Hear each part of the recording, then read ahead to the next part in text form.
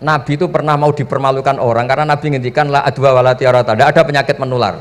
Terus ada orang iseng kok onta yang kena kudisen itu dijejerkan yang waras ikut kena kudisen. Terus orang ini tanya, ya Rasulullah ini tadi sehat, tapi kena onta yang kudisen ikut kudisen. Nabi tanya lagi, faman a'dal awal, yang kudisen pertama ketularan siapa? Wah itu dari Allah ya, maksud saya seperti itu.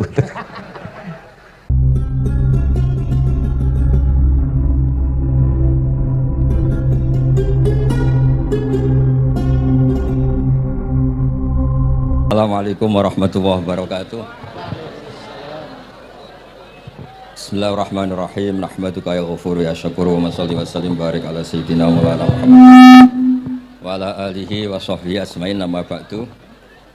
Teng ngerso para keluarga besar Kiai Haji Akil Sirot wabil khusus teng wau niki pernah paman kalian kula. Terus gadah otoritas meksa. Tapi itu saya keren yang bihan malah pernah mbah gitu. Dia pernah mbah ke putrine guru kula niku dimanfaatno beliau kayak gitu. Nggih sedanten para habaib wonten Mas Arif Kapolres sedanten ingkang kula hormati. Niki paling kula ngisi nampung 20 menit niku mun top niku mun. Terus katanya niku ahlul ilmi dihormati tapi nyatane dipeksa. Terus memang banyak paradok ya. Paradok dalam ilmu usul fikih. Ilmu usul fikih itu ilmu yang menjadikan orang itu bisa berpikir. Oke, terus kalau tak cerita tentang pertama tentang Ki Akil sing al-ma'ruf bi ahli nahwi. Nahwu riyen di era dulu itu dadekno tiyang dadi wali. Sampai disebut hatta nahat qulubuhum li nahwihi famin azimi sya'nihi lam tahwihi. Terus orang-orang baik niku ketika usul teng pangeran nyebut Allah la ilaha illallah mboten saged. Sagete namung nyebut dhamir sa'an niki niku hu. Akhire kathah toreko sing ha hu niku gara-gara ahli nahwu niku. Nah disebut fa'uribat makna dhamiris sya'ni. Jadi ngelafatkan la ilaha illallah ndak bisa tapi hu bisa. Mergi ke Jawa niku tukang ngakali, terus hukum niku diakali. Sakjane teke hadis niku mangkana akhiru kalami la ilaha illallah dakhalal jannah. Tapi ada kekhawatiran pas la ilaha mati. Lah la ilaha mati rak radi kaya ateis. Ora ana pangeran maujud mati. Sampeyan kan gak iso janjian mbek Israil. Kan mboten saged weanan, mboten saged kong kali kong. Daripada la ilaha niku resiko karena takut mati pas la ilaha dereng ilallah. Terus Ki Jawa mulai nalkin ngangge Allah. Tapi Allah sarasan itu tidak mewakili la ilaha illallah. Akhirnya diambil dhamir sa'an fa'alam annahu la ilaha illallah. Niku asal usulnya. Cuma kebetulan thariqah kita tidak jalur itu, tidak jalur yang lewat dhamir napa? Sa'an. Tapi sementing tadi dawuh Kiai Mustafa sementing kita tahu secara ilmu. Terus nomor kalih cerita uzlah wae. Kula memang bener-bener uzlah. Terus kula niku diundang acara-acara publik, mari Habib Jindan nggih. Hanya di palako ilmiah. Kemarin terakhir beliau ngerayu ini dari marrotan wahidah. Ini saya pegang. Dan itu dicatat di Loh Mahfud. Dan ciri utama kiai itu tidak membatalkan perjanjian. Jenengan jauh marrotan wahidah Mas niku. Ben gelem.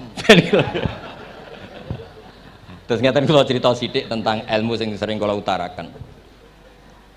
Di antara kitab yang dipakai guru-guru kita sing dilanggengi Mbah Mun Maus kitab Ihya. Kula dari sekian cerita Ihya yang paling kula kenang niku bahwa ternyata Allah itu andaikan boleh dibahasakan niku cara berpikir itu dalam bahasa tafsir disebut tanazul. Tanazul niku wong ben kaya orang kebanyakan. Saya ulang lagi supaya orang itu kayak orang apa? Kebanyakan. Ada dua ahli neraka yang dipanggil, yang satu ditakoki, "Cung ning neraka piye rasane?" "Syarru makan." "Mboten enak, Gusti." Terus pangeran tiken balik, ya sekono cung mlayu balik nang neraka. Niku tiange lari kencang, sekencang-kencangnya. Semangatnya seneng ambek kon balik ning neraka. Ditakoki mbek pangeran, "Lho cung kon mara neraka kok seneng?" "Kula nu pun kapok, Gusti. Kula nu nyesal ketika di dunia nak jenengan utus niku lelat-lelet. Niki kula tobat dengan bukti tiken jenengan teng neraka kula mlayu." Lho pangeran akhirnya haru wong kok semangate mlebu neraka kaya ngono. Mergo diperintah pangeran. Ya terus niki ijazah jenengan akan mlebu neraka jenengan sing semangat nggih. Karena zaman ning donya sering diperintah Allah mboten apa? Semangat. Dan itu kemungkinannya dibarno, kemungkinannya dipanggil. Lah yang itu terus dipanggil oleh Allah. Ya wis kaya wong apik, tak kongkon nurut tenan, semangat tenan, terus diken mlebu swarga. Nah niki ijazah pertama nggih. Dinaken mlebu neraka sing napa? Semangat. Sing kedua niku dipanggil ku plengakan lelat-lelet. Kados kula diutus Gus Mus niki nelpon. Nelpon kula mboten purun akhire ning Bika jare matur Gus Subak. Turuti ya, aku diamuk Bika jare Bapak. Dados niki melibatkan sekian pihak untuk memaksa saya datang ke mriki. Aduh, repot sawang kempek niku. Repot nyen repot. Mungkin di sepuro ngoten. Yang kedua niku diken mlebu neraka malih ku lelat-lelet, ndelok pangeran mboten semangat. Ditakoki mek pangeran. Kenapa kamu tidak semangat? Saya itu tidak pernah ngira jenengan yang baik sudah masukkan saya ke surga, kemudian jenengan nyuruh lagi saya ke neraka. Saya tidak pernah mengira engkau itu seperti itu. Terus Allah nggih, ana indadzoni abdibi.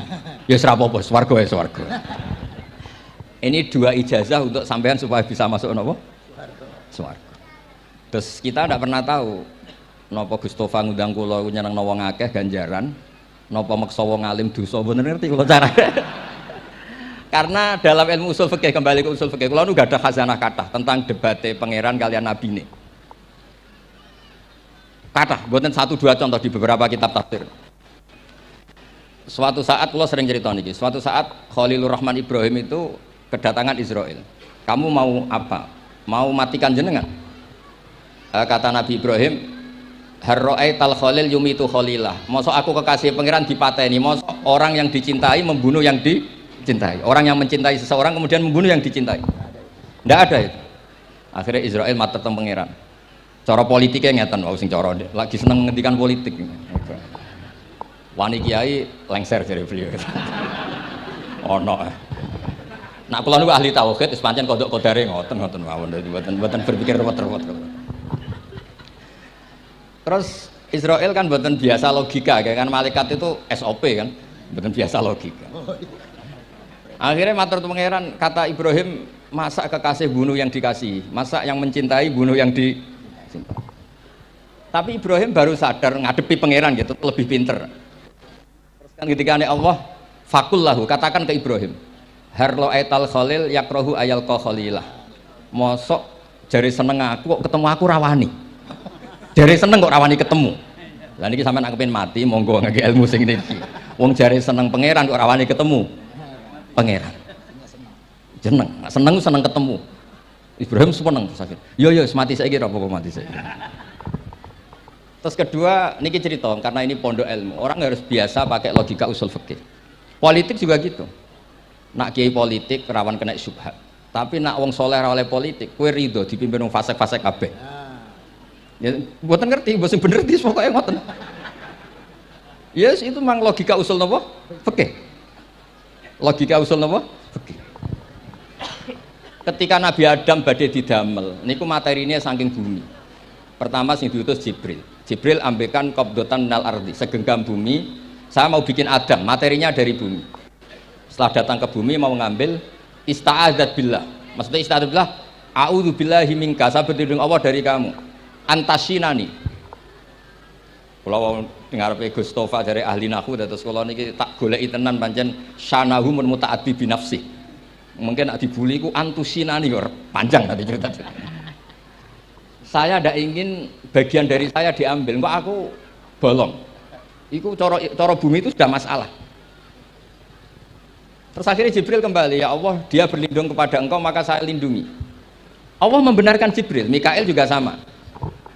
Tapi ketika Israel, ini Israel itu masalah memang.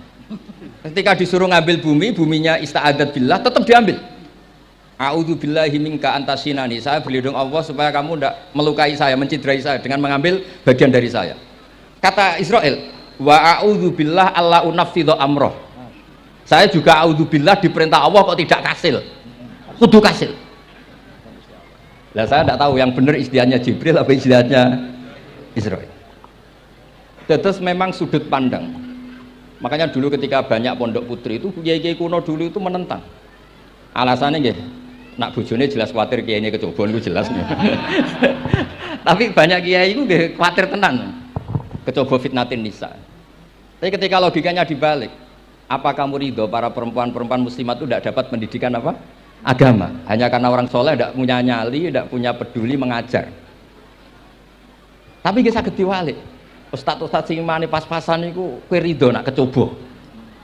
Sampeyan milih mana? Ridho kecoba apa ridho bodoh? Nah, logika-logika usul fikih ini yang kemudian dipakai Wali Songo. Dipakai Wali Songo kemudian membiarkan sekian tradisi yang insya Allah itu salah sebetulnya. Tapi tidak sebanding dengan asmani Allah Subhanahu wa taala. Misalnya begini. Nggih niki dirungokno mawon. Sampeyan ra paham mboten napa-napa. Sampai nak rafaham, bisa anggap aja tawaduk. Sepantesnya wong awam yo rafaham, nak paham jadi kiai. Terus biasa mawon sampai nak rafaham aja tersiksa. Umpamanya jenengan mboten kiai kok kon paham. Nak sampean pinter kados kula mestine ora ngrungokno, semangatnya hasud. Terus rivalitas perkara. Nah, cara Mbah Mun nak cerita ngoten, dhisik ke zaman bodoh iku angger kiai mbok cucuk. Bareng padha kiai niku koyok saingan. Niku pun sunatullah udah bisa dihindari, niku pun sunatullah. Terus kembali lagi ya. Logika-logika usul fikih niku dipakai oleh Wali Songo. Ngeten ada cerita ini rungok nonton. Itu sudah saya cek di beberapa riwayat termasuk di Musnad Imam Ahmad. Ada orang ini bukti teorinya Wali Songo itu benar. Wonten tiyang gadah kesalahan. Niku dokumen kesalahan ini madul basor sepanjang mata melihat. Wes ngoten jumlahnya 99 box. Kayak apa banyaknya? Per box madul basor sepanjang mata nopo melihat. Ketika dia ditanya Allah itu kalau tanya demokratis. Azolamat kakatabati. Jangan-jangan malaikat saya sentimen. Kalau kamu jelek ditulis, kalau baik enggak? Enggak Gusti. Afalaka ujurun. Jangan-jangan kamu saat salah itu punya alasan. Enggak Gusti, ya memang salah. Tapi kata Allah, sudah kamu tenang saja, kamu punya ini. Itu hanya satu box, ya kira-kira kayak tempat jam tangan ini. Tidak, kamu punya ini cukup ini. Terus malaikat tanya, ya Allah, apa artinya, apa ngefek itu kalau ditimbang dengan kejelekan sebanyak itu dengan satu box jam. Orang ini juga bilang, Gusti, sudah tidak usah ditimbang, nggak ngefek itu pasti kalah. Tapi setelah ditimbang menang yang satu box kecil tadi. Karena di situ ada la ilaha illallah Muhammadur Rasulullah. Jadi malaikat diancam sama Allah, kamu berani tidak mempertimbangkan nama saya? Apapun banyaknya box itu dosa itu tidak saya. Kalau ini la ilaha illallah itu nama saya. Kamu berani tidak mempertimbangkan nama saya? Ya tidak berani Gusti, ya harus dimenangkan. Nah itu. Semalamnya kalau pengajian ini ya ono ikhtilatur rijal wan nisa, tapi baru kayak ngaji di sepuro. Ya aja muni halal tapi ya aja muni terus gak ono faedahe. Di sepuro insyaallah. Karena kalau nuruti harus steril halal itu kayaknya tidak bisa. Terus di situ ditutup fala yaskulu ma'asmillahi ta'ala syai'un. Dibanding asmani Allah Ta'ala sesuatu itu tidak ada nilainya. Pasti menang Allah Ta'ala. Sehingga banyak ulama ngendikan kowe nak berdosa, bersalah maca iki. Dan kalau Anda dosa misalnya catatannya satu box terus di bawah ada astagfirullah, malaikat ditanya sama Allah, kamu berani tidak mempertimbangkan nama saya disebut di situ? Nah, saya ini ribuan orang yang undang, saya berani mengabaikan. Bareng ono wong ngaku mbah, ya mbah tenan wae. Ya terus ngoten, kowe wani gak mempertimbangkan Gustofa sing mantune Mbah Maimun. Ya. Semoga cara pandang malaikat nanti seperti itu. Tapi nanti kalau malaikat cara pandang, mbah kok tukang maksa putu. Itu mbah model opo. Nah, saya ini sudah ngalah satu kali. Berikutnya logika kedua yang insya Allah terbangun di kalangan malaikat, yaitu mbah ora oleh maksa napa? Putu. Ning dinggon mbah yang baik putune dolanan di Barno. Ini ora. Putu lagi asik-asik dolanan. Rene. Kon nyapu. Nah, itu udah jenis mbah yang baik. Lantas kula suwun lah ngaji usul fikih yang serius karena itu menjadikan kita bermartabat. Kulo niku sering lepas jenazah tangga-tangga kulo nggih panggihane delok TV, nak bengi nggih ngelamun, ngayal sugih, kadang yo ngapalo tikus sing liwat dhuwure saking ora ono penggawean. Tapi kulo nak lepas jenazah ini orang baik. Sampai bojone protes, "Apik opo lho Gus, angger bengi iku mau ngelamun ngitung tikus liwat, ngitung apa." Terus kulo matur, Ngitungnya ojo ngono, ngitungnya tarokal ma'asiyah. Wong ning omah itu artinya tidak dugem, tidak melakoni maksiat. Itulah yang menjadikan usul fikih itu ilmu yang sangat terhormat. Coba kalau Anda jadi pakar usul fikih kayak saya, mengkaji betul usul fikih. Orang tidur semalaman jangan bahasakan tarokat tahajud, wa tarokal witro, wa tarokal qiyamal lail. Tapi bahasakan tarokat zina, wa tarokal ghibah, wa tarokal kada wa kada minal ma'asi. Keren buatan? Keren. Kalau kamu udah ahli usul fikih maka kiai kok amen turu, kiai kok guyon suwengi. Lu kiai guyon suwengi itu melawan, kiai itu ustaz juga manusia, karena bengi ku ya kepen nonton, tapi kan buatan pantes. Akhirnya korbannya santri ini dijak guyon gak jelas. Lah apel neng rodo ya ora pantes. Ngelawan nafsu ku berat, caranya ya dilalek-lalekno guyon iki. Lah muga-muga malaikat kabeh ahli usul fikih nganggep ngono iku perlawanan terhadap keinginan umpama maksiat.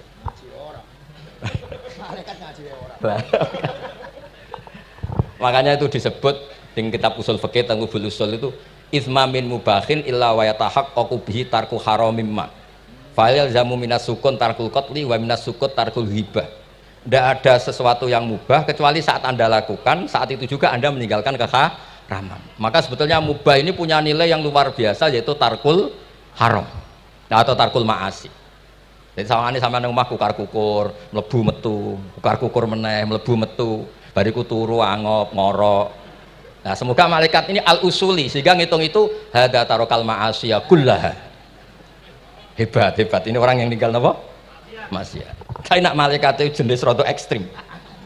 Alumni kempek, suwengi ra tahajud ora witir, ku alumni opo? Mulane kalau niku ngaji usul fikih terus supaya diperdengarkan ke malaikat. Supaya teorinya pakai usul napa? Fikih. Jadi kalau melihat kita melakukan mubah niku dihitung tarkul napa? Ma'as. Nah ini pentingnya ngaji.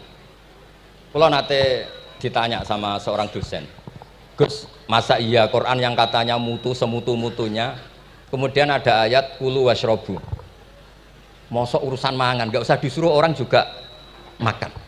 Terus kualitasnya kulu washrobu itu di mana? Terus kalau jawab, terus sorokan yang penting wopo, rapat utawa seminar. Ndak ada rapat, ndak ada seminar itu kamu ndak mati, tapi kalau nggak makan itu mati. Penting mana? Ya penting makan. Lah iya, jadi orang itu lupa kalau sesuatu yang seserius itu karena menjaga nyawa, yaitu makan. Terus karena makan tuh hal yang murah dianggap biasa, itu bahaya. Sehingga sebetulnya yang kita bisa jadi wali lewat hal-hal keseharian tidak bisa jadi wali karena tadi. Saya punya hadis, ini mudah sekali untuk Anda jadi wali. Bahkan di atas wali lah. Inna woha ta'ala layar do anil abdi. Pakai inna masih pakai lam taukid. Inna woha layar do anil abdi ayakulal aklata fayahmadahu alaiha. Aw yasroba syarba fayahmadahu alaiha. Allah itu sangat ridho. Ada orang makan satu asupan kemudian dia muji Allah. Loh, orang tidak punya alpat itu tidak mati, tidak punya tanah ribuan hektar itu tidak mati. Tapi kalau nggak makan sesuap nasi mati. Penting mana? Penting makan. Tapi gara-gara kamu tamak untuk syukur nunggu punya alpat, untuk syukur nunggu punya tanah banyak, Anda ini bodoh. Mau syukur saja syaratnya kok banyak. Jadi sebetulnya kalau kita mau jadi wali itu cukup setiap makan itu kamu syukur. Fayahmadahu alaiha. Au yasroba syarba fayahmadahu alaiha. Makanya wali-wali dulu kalau didik raja yang sedang berkuasa itu ditanya, kamu raja besar, punya pengaruh besar. Andaikan kamu di padang pasir dan kemudian Anda tidak mendapatkan air sama sekali, apakah kamu menggantikan kerajaan kamu demi beli satu seteguk air? Iya, akan saya beli karena saya kalau tidak minum mati. La tafroh bimulkin la yusawi jar'atamain. Kamu jangan bangga dengan sistem kekuasaan yang tidak senilai dengan seteguk air. Orang nggak jadi raja itu nggak mati, tapi kalau nggak minum mati. Terus akhirnya dosen itu tahu, wah berarti kuluwas robu itu luar biasa Gus, ya, sangat luar biasa. Makan dan minum itu luar biasa. Makanya terus ada kiai mertamu mangan. Kalau tadi baru datang kon mangan, di sini ya ada mangan. Ya saya anggap aja itu proses jadi wali ngoten mawon. Jadi segampang itu jadi wali. Nah kemudian gara-gara torekoh terus jadi wali ku repot kon maca 10.000 wiridan kon opo. Kesuwen nih cara-cara kesuwen. Karena ini partai gak torekoh tadi. Dulu abahnya Mbah Maimun Mbah Zubair itu kalau disuruh wiridan lama-lama itu nggak mau. Sementing diridani pangeran, mau kok akeh-akeh. Nah, itu partainya partai ahlul ilmi. Ya partainya partai ahlul apa? Ilmi. Nah kemudian karena saya ini nekuni tafsir ya, itu saya kepengen ya menggerakkan supaya ilmu Quran itu menarik. Caranya apa? Cari sisi ekstrimnya. Kalau bolak-balik, kenapa sih orang nggak janggal? Nggak janggal itu udah iskal. Quran itu kan kalamullah. Saya ulang lagi, Quran itu kalamullah. Masa iya Allah yang Tuhan kemudian ngendikan iya kana budu wa iya kanas tai. Kepadamu aku menyembah. Masa Allah ngendikan gitu pada kekasihnya Nabi Muhammad? Padahal Allah itu al-ma'bud, bukan abid. Allah yang disembah, bukan yang menyembah. Semua ahli tafsir, saya bukan bilang sebagian, semua ahli tafsir pasti ngendikan begini. Wa yuqaddaru qabla qaulihi ta'ala iyyaka na'budu qulu. Sebelum iyyaka na'budu itu ada kata yang disimpan yaitu qulu. Jadi iyyaka na'budu itu betul ngendikannya Allah, cuma sudah dikasihkan Jibril kepada umatnya Rasulullah. Jadi Jibril bilang gini ke Rasulullah Muhammad, Muhammad qul iyyaka na'budu. Kemudian Nabi juga bilang ke umatnya qulu iyyaka na'budu. Jadi ini kalamullah yang sudah milik kita. Nah berhubung milik kita, kita sah mengatakan iya karena bukti. Karena kalau tidak janggal, masa iya Allah berdoa ihdinas siratal mustaqim, tunjukkan kami jalan yang benar. Lalu kalau ihdinas siratal mustaqim kalamullah berarti kan Allah yang berdoa. Nah sehingga semua tafsir bilang sama. Wa yuqaddaru qabla qauli ihdinas siratal mustaqim qulu. Nah, terus ada mufassir lain bilang jangan mulai iya karena butuh ya semuanya, mulai bismillah, qulu bismillahirrahmanirrahim. Masa iya Allah sendiri yang bilang bismillahirrahmanirrahim? Nah, dengan tafsir seperti ini terus kita akhirnya lagi-lagi kembali ke usul fikih, kembali ke balaghah, kembali ke nahwu. Kalau enggak, ya Anda akan menafsiri Quran pakai logika Anda sendiri. Sampai ada mungkirus sunnah. Pokoknya sementing kembali ke Quran. Orang roh Quran itu kayak apa? Saya kemarin ngaji di Sedan di daerah saya bilang, Sayyidina Umar itu Islam sebelum minta hidayat. Khalid bin Walid ya Islam sebelumnya ya tidak minta hidayat. Lah itu kan janggal, padahal katanya Quran itu hudal lil muttaqin, petunjuk bagi mereka yang takwa. Padahal tidak ada sabkut takwa untuk Umar. Umar tidak pernah takwa, tapi nyatanya Islam. Bahkan dia masuk ke rumahnya Zaid bin Arqam itu mau bunuh Nabi, mau nyari Nabi, bukan mau Islam. Tapi ketika dengar iparnya membaca Toha ma anzalna alikal Qur'ana litasqa, kemudian dia masuk Islam. Lalu gimana tentang hudal lil muttaqin, petunjuk bagi mereka yang takwa? Banyak ulama yang mengatakan lil muttaqin itu balaghahnya lil iktifa, lil muttaqina wa ghairihim. Jadi Quran itu petunjuk bagi yang takwa dan yang tidak takwa. Dan itu di bahasa Arab sah. Di bahasa Arab sah. Misalnya gini ya, kalau sampean punya ponakan dolan, cung-cung nang mangan. Ya maksudnya ya mangan mbek ngombe, mangan tok seretan mati kan. Itu kan satu paket. Sarobila taqikumul harra wal barda. Pakaian yang melindungi dari panas. Di situ nggak disebut wal barda, tapi artinya juga wal barda.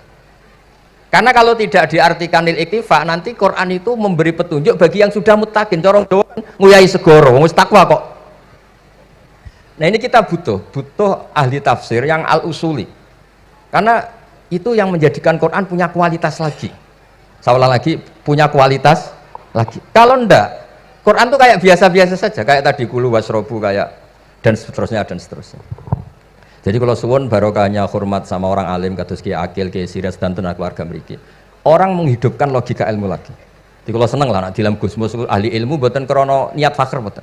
Biar sampean ngerti lah kalau ngadepi ahlul ilmi itu pun mboten level. Ahlul ilmi itu kalau punya logika itu tidak bisa dibantah.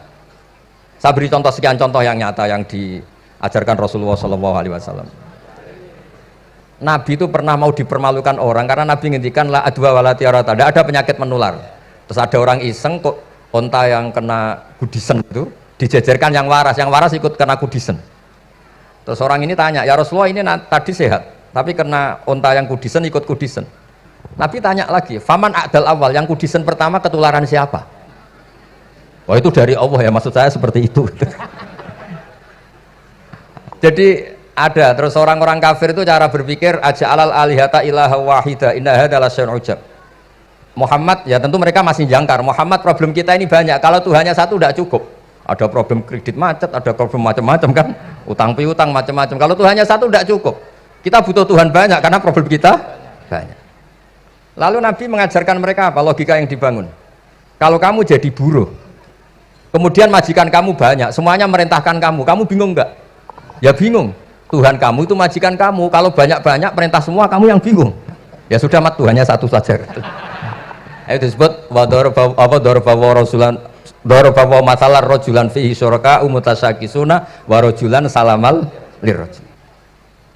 Nah, sekarang itu kita ini mulai kehilangan fatonahnya Rasulullah SAW. Nabi dulu itu kalau nerangkan ilmu itu logikanya gampang sekali. Logika yang dibangun tuh gampang sekali. Ada orang cerita, ya Rasulullah saya ini ada sekian anak saya, yang paling saya cintai satu. Apa saya boleh melebihkan yang paling saya sayangi dalam pemberian? Nabi jawabannya itu tidak langsung, jangan enggak. Apakah kamu berharap bahwa mereka semuanya baik ke kamu? Iya, semuanya saya ingin baik ke saya. Ya kalau gitu jangan. Kan tidak fair kita mengunggulkan yang satu, melebihkan yang satu, sementara kita berharap semuanya baik. Itu tidak fair kata Nabi. Jadi dulu Nabi itu, terus ini yang cerita fikih. Dulu Ahlul Madinah itu mangga itu masih pentil sudah dijual. Pentil dijual harganya 2 juta. Masa iya pentil harganya 2 juta? Karena dengan asumsi sudah jadi mangga. Tapi ketika Nabi datang di Medina dan penduduk Medina itu abkhosna sikailan, orang paling buruk dalam pertimbangan dalam jual beli. Nabi cara ngendikan itu unik. Aro'aitum lau anna waha yamna'us samra fabima yastakhillu ahadukum mala akhi. Kalau pentil ini ternyata kena angin terus kemudian tidak jadi buah, lalu kamu nerima uang 2 juta itu atas nama apa? Atas nama beli pelem, nyatanya belum jadi mangga. Mosok kalau pentil seharga 2 juta. Semenjak itu terus Ahlul Madinah sadar kalau jual buah itu nunggu ba'da butuwi solahiyah, setelah samroh ini berbentuk. Tapi Nabi tetap ngendikannya pakai logika. Nah, sekarang banyak kiai yang sidik-sidik neraka-neraka, sebenarnya Nabi itu ngajari logika. Ada pemuda, dia itu hipersek, mau masuk Islam tapi tetap boleh bebas. Saya ini ingin Islam tapi jangan larang seks bebas. Wah, itu sahabat semuanya melarang ketemu Nabi karena ini ngawur betul, masa pamit Islam kok. Tapi setelah gaduh, Nabi tanya, kenapa gaduh? Ada pemuda mau masuk Islam tapi yasta'zinu fi zina, dia minta izin supaya tetap boleh zina. Kata Nabi, suruh saya ke sini. Setelah datang di depan Rasulullah, logika yang dibangun Nabi itu luar biasa. Atuhibbuhu li bintik, kamu suka punya anak putri kemudian jadi demenannya orang laki-laki hidung belang? Ya enggak, saya bunuh orang itu. Andaikan itu ke ibu kamu, saya bunuh orang itu. Atuhibbuhu li bintik, atuhibbuhu li ummik, atuhibbuhu li ukhtik, atuhibbuhu li kholatik. Kamu suka punya anak putri yang jadi demenannya orang? Ya tidak suka ya Rasulullah. Kamu suka kalau punya ibu didemeni orang banyak? Ya tidak suka Nabi. Sampai otaknya itu yastakbihu zina, sehingga otaknya itu wah zina itu buruk betul. Akhirnya ya Rasulullah sudah, saya mau se-Islam tanpa zina-zina. Karena logika yang dibangun Nabi itu luar biasa. Nabi pertama mengingatkan atuhibbuhu li bintik, atuhibbuhu li ummik, atuhibbuhu li ukhtik, atuhibbuhu li kholatik. Sampai dia ini nggak bisa apa-apa. Sudah Nabi sudah. Jadi logika ini yang harus kita waris. Lagi-lagi kembali yang bisa waris itu ahlul ilm. Sama itu kan kayak diskusinya Nabi Yahya dan Nabi Isa. Nabi Yahya itu suka berkawan orang-orang soleh. Setiap berkunjung di mana itu nyari yang orang-orang soleh. Ditanya kenapa kamu berkawan orang soleh? Ya berkawan orang soleh itu asik. Tapi kalau Nabi Isa enggak. Kalau ada desa-desa yang masih hitam, masih merah itu dikunjungi kemudian dibina. Ditanya sama Nabi Yahya, lima anda tanzilu ala syirarin nas, kok kamu kumpul orang-orang yang kayak gitu? Jawabnya beliau, innama ana tabibun udawil mardo. Di mana-mana Nabi itu ya dokter, di mana-mana dokter menyembuhkan yang sakit. Jadi dulu logika kebalikan itu dibangun, sehingga dulu ulama khilaf itu ikhtilaful a'immah apa? Rahmah. Masyhur itu. Saya sering cerita dan itu ada di kitab Khilyatul Auliya. Nabi Yahya itu lebih ceria. Nabi Isa itu agak sering cemburut, atau kebalikannya, pokoknya yang satu tuh mali aro ka'abisan ka'anna kataknatu mir rahmatillah. Kamu kok sering cemburut, seakan-akan rahmat Allah itu terbatas, wong kok raiso syukur. Yang satu enggak jelek, mali aro ka dohikan ka'anna katakmanu mimakrillah. Kowe kok guya-guyu, kok is bebas kon rokok ae gitu. Nah sehingga ya itu tadi sudut pandang. Makanya saya sering cerita dulu, kalau Said Abdul Al-Haddad itu tanya, "Cung kowe ngaji sopo?" "Ngaji si A." "Kiaimu tahu nangis?" "Ndak." "Ojo ngaji, kiaimu ati atos, kiai kok ora iso nangis." Tapi kalau Abdul Hasan As-Sadili kebalikan, "Cung kowe ngaji sopo?" "Ngaji si A." "Kiaimu tahu guyu nak ngaji?" "Mboten nate." "Ora usah ngaji wong ora iso syukur." Jadi nah itu yang akhirnya menjadi keseimbangan khaufau wa tama. Ada khauf, ada apa? Roja. Sehingga karena sudut pandang itu nggak bisa dihilangkan, sawalangnya nggak bisa dihilangkan. Ini yang sering diceritakan kisah itu kakaknya ini. Dulu Muhammad bin Hasan Asyibani, Imam Syafi'i itu lama sekali beliau jadi ulama top yang suka fikir. Dianggap fikir itu aman, ngeringankan hisab. Nggak jenengan fikir yang dihisab malaikat apanya kan? Kan nggak bisa ngisab jenengan, apa saja tidak punya. Punyanya problem. Nah setelah ngaji sama Imam Malik, Imam Syafi'i tanya, yang ilmunya setingkat jenengan siapa?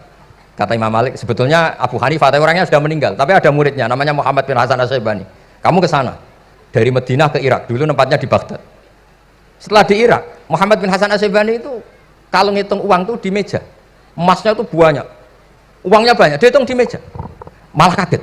Saya ini gedeng kiai, kedunyan ini ketemu kiai, kedunyan. Ya karena Muhammad bin Hasan Asyibani itu wali, kamu tanya, kamu heran ya ada kiai kaya? Iya.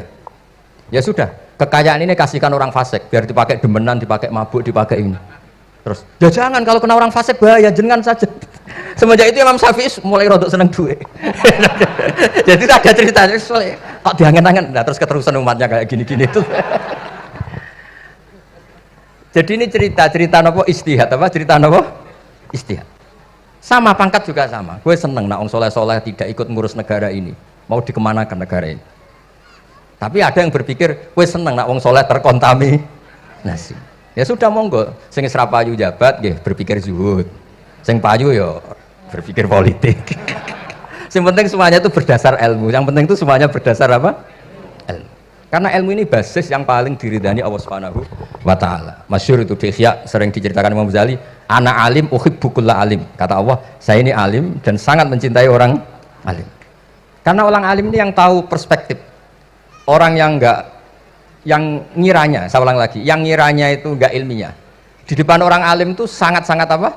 Ilmiah. Yaitu tadi misalnya ada ayat wa min ayatihi manamukum billaili wan nahar. Masa iya tidur yang ngorok semua turunnya ora jelas kok jadi wa min ayatihi.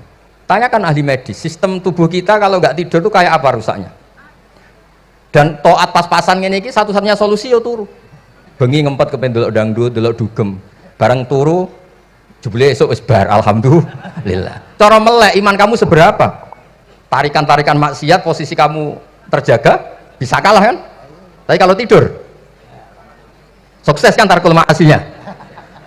Nah, karena tidur itu sukses menghilangkan maksiat disebut wa min ayatihi manamukum billaili wan nahar. Sampai Imam Ghazali ngendikan di makalah itu sehingga nanti ibadahnya umat ini di akhir zaman an-naumu, ibadah terbaiknya itu tidur. Jadi mulane maksud kula ngeten lho. Sampeyan anut jalur wong alim iki turu ya ibadah, tengok-tengok ya ibadah, jagongan nggih ibadah, gojol-gojolkan ambek kanca nggih napa? Ibadah. Karena ini semuanya kul bi fadlillah bi rahmati fa bidzalika napa? Falyafrah. Tapi kalau kamu tidak punya basis ilmu, adanya suudzon. Kiai kok jagongan guyon sewengi ku kiai opo?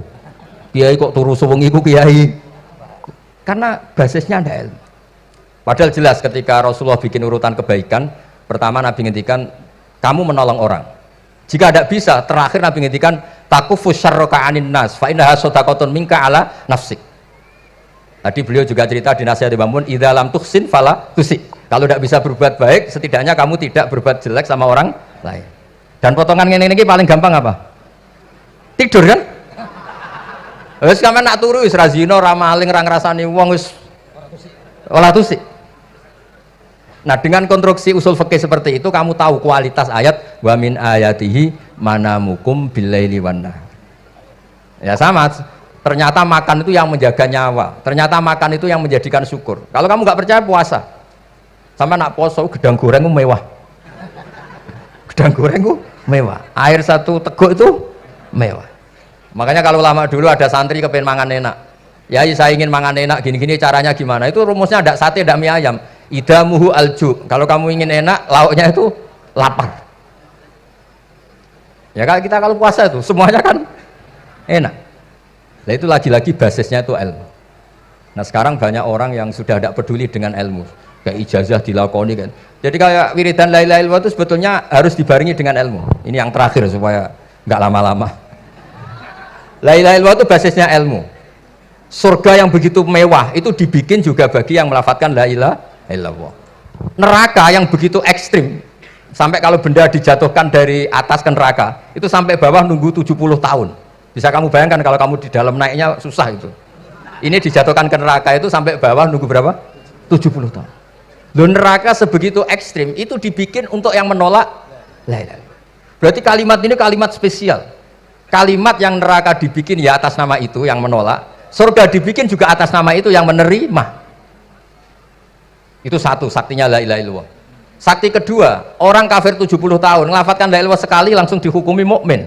Yufar lahum maqad salah. Qul lil ladzina kafaru iyantahu yufar lahum maqad salah. Orang yang melafadzkan la ilaha illallah Muhammadur Rasulullah itu dosa 70 tahun kafir itu hilang semua. Tapi gara-gara ada ilmu terus diumumkan tahlil dening Kiai Haji Niam mesti sing guri wah sawi mesti. Padahal kalau kamu tahu ilmunya tadi ini kalimat yang luar biasa. Kalimat yang bisa melebur dosa. Bahkan dalam mazhab Sadiliyah itu unik. Kalau kamu wiridan la ilaha illallah itu jangan istighfar dulu, istighfarnya belakangan. Alasannya Abdul Hasan As-Sadili itu fa'lam annahu la ilaha illallah wastaghfir li dzambik li hadil kalimah. Orang kafir 70 tahun, dia istighfar 100 kali enggak akan dimaafkan Allah. Tapi ngelafadzkan la ilaha illallah langsung dimaafkan. Jadi orang bisa dimaafkan tuh barokahnya la ilaha illallah.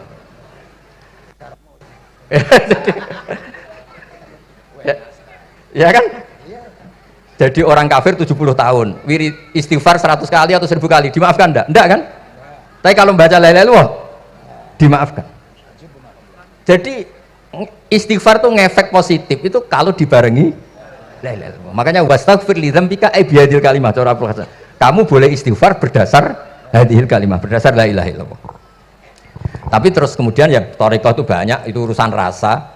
Justru karena la ilaha illallah kalimat thayyibah harus disucikan dulu. Caranya istighfar dulu. Nah itu urusan monggo lah. Tapi apapun itu basisnya harus napa? Ilmu. Basisnya harus ilmu. Jangan malah sentimen. Wong di kuburan wiridan la ilaha illallah dihukumi kafir. Nah, itu kan aneh. Wong kalimat ini yang kafir saja menjadi muslim, sekarang yang muslim menjadi kafir. Itu paham kok seaneh itu gitu kan. Ya karena basisnya ada ilmu tadi. Coba kalau basisnya ilmu. Itu kan aneh betul. Hadil kalimah kalimatun soro bihal kafiru musliman. Fakih fasorol muslimu bidalika kafiron. Ini kalimat yang kafir saja menjadi muslim. Masa dengan kalimat yang sama yang muslim menjadi aneh gak? Aneh. Jadi kalau suwon, pokoknya basis ilmu harus sekuat-kuat. Ini caranya gini nagih kiai kon sregep mulang ojo politik terus. Tapi politik itu bagian dari ilmu. Wis ra iso diterangno les. Ya ngoten mawon. Assalamualaikum warahmatullahi wabarakatuh. Sik Gus, aja lunga dhisik. Iki wong semuanya sudah tahu sampean alim, menerangkannya enak, fikhan wa usulian wa tafsiran. Cuma mereka yang tanya itu, biyen belajar piye kok iso alim kaya ngono, ya kan? Nah, terangkan Gus, terangkan. Mati.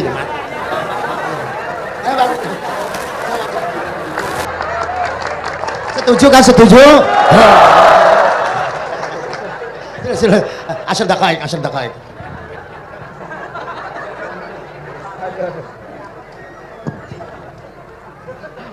Andaikan pertanyaan itu ke Mbah Mun, mungkin jawabnya gurune sopo.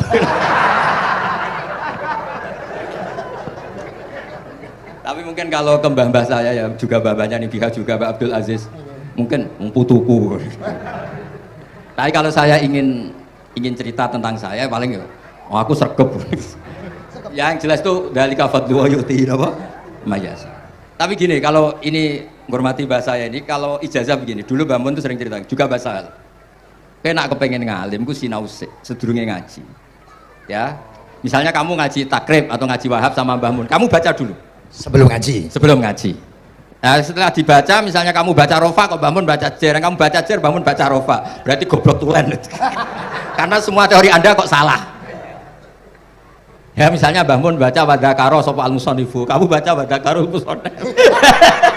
Berarti kan goblok banget itu.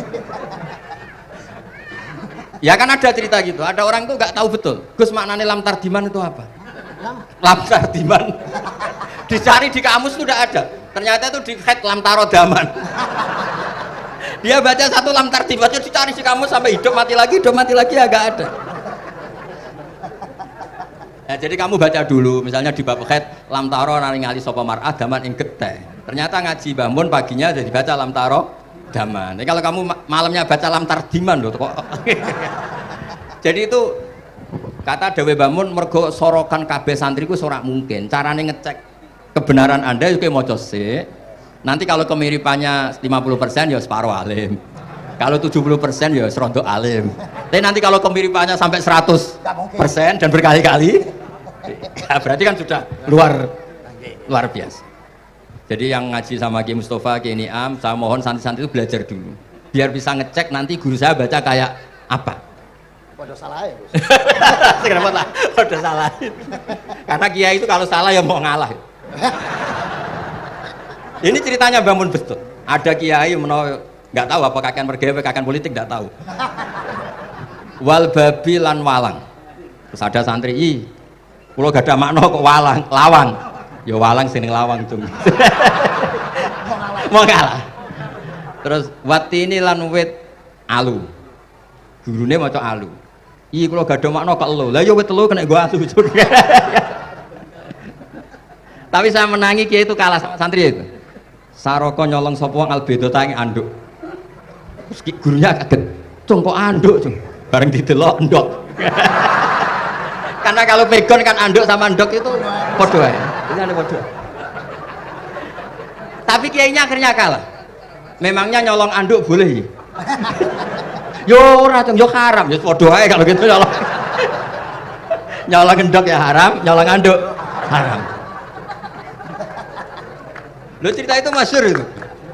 Kalau cerita yang terkenal di Lirboyo itu kan ada santri dari Jakarta di kelas.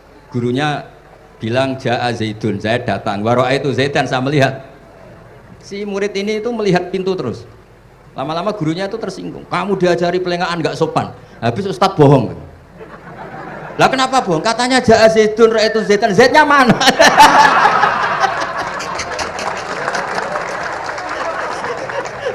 Dia nggak ngerti. Zaid datang, saya melihat. Mana orangnya kok dibahas-bahas terus itu.